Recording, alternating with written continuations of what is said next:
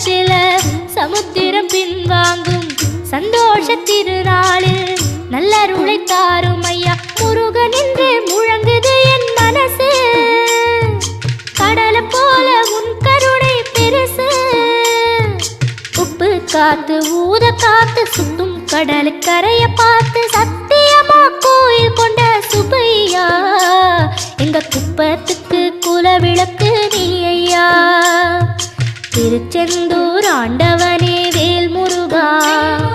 தினம் உனக்கு நன்றி சொல்வோம் மால் மருகா திருவடியில் தவம் இருப்போம் திருமுருகா தீர்ப்பெழுது நலமெனவே வடிவழகா